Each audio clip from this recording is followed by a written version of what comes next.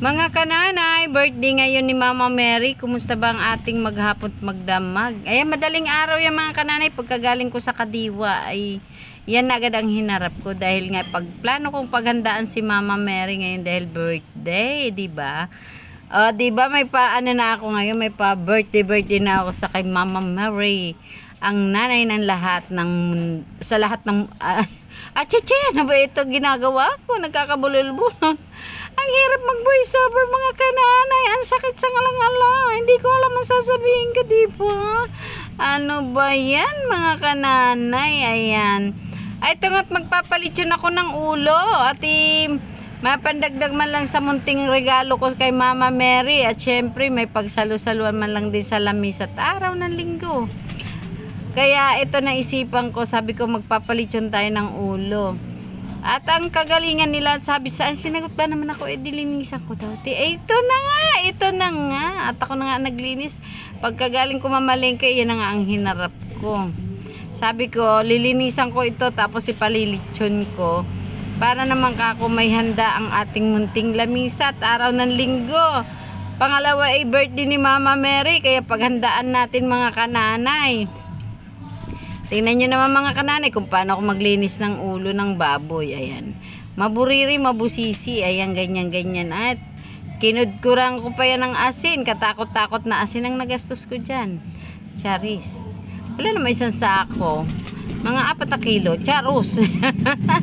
Ay, ganyan na nga mga kananay. Nagaton na nga ang ating ginagawa. Mahirap talaga mag-voice over. Uy, unsa man ni Dodong. Kay mahirap man mag-voice over. Ayan. Pinaliguan ko ng suka nang mawala yung amoy. Siyempre may hamoy-hamoy naman yan. At mamaya yan ang balat ang babanatan ng aking mga junakas. Ayan. Pagkatapos nga ng suka, ayan, kinuskusan ko uli siya ng asin. At yan nga, linis-linis ng mabuti. Kadkad doon, kadkad dito. Ayan. Ayan na nga munting regalo namin kay Mama Mary. Ayan. May pa-cake ang kananay para kay Mama Mary. At nag-spaghetti at nag-fried ng chicken. Ayan, may munting salad ako. Bumili na lang ako ng 1,000 island. Ewan ko kung ilang island talaga ang laman niyan. Charis.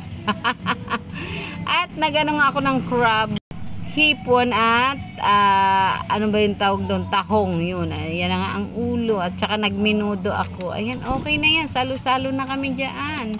Ayan lang ang aking munting handa kay Mama Mary. Ayan. Happy birthday. Happy birthday, Mama Mary. Ayan. Bigyan mo po kami ng kalakasan ng aming mga katawan. Hipuin. Ay, at may paputok nga pa pala ang kananay nyo. Ayan. Namumulaklak sa pink. Yes. Gawa nga Mama Mary ang may birthday. Kaya nag-pink ako. Ayan ang puto ni Mama Mary. May vegetable salad, at saka may minudo, may spaghetti, ayan. May lechon olo, ayan. Fried chicken, at ayan na nga. Ayan na. Happy birthday. Happy birthday to you. Happy birthday to you. Happy birthday. Happy birthday. Happy birthday, Mama Mary. O, pagpasensya nyo na kung ayaw nyo makinig sa boses ko, edi sarado nyo tenga, charis. Sorry naman, huwag na kayong magalit. Ganyan lang ang maglambing ang inyong kananay. Huwag lablab lang, huwag magalit. Friend ba? Ayan. Ayan, Mama Mary, thank you sa lahat ng blessing. Sa lahat ng biyaya at pagpapala. Ayan. Ayan ang pa-spaghetti ng kananay nyo. Ito ang aming pagsasalu-saluhan. Ayan. At syempre nag-pray kami diyan. Ayan. At inanuhan na namin si Mama Mary. Pinababa namin yung isang immaculate. Ayan. May pakanta-kanta pa kami dyan. Ipek. Diba? Ganyan lang. Munting pasasalamat natin sa itaas. Ay nakaalala. Ayan. Kaya tuwan-tuwa naman ang aking mga junakis. At syempre may pa-birthday na kami ng September 8. Sabay na rin yan. May mga ano yan, may mga kasunod pa. Birthday sunod ni Mabi, 22. Diba? Pati aso pinagse-celebrate. Sineselebrate, diba? Ganyan ako magmahal sa aking mga komunidad. Wow, komunidad. Ayan na si Mama Mary. Siyempre, ano na natin yan ng candle. Lalagyan na natin yan ng candle mga kananay para makantahan natin si Mama Mary.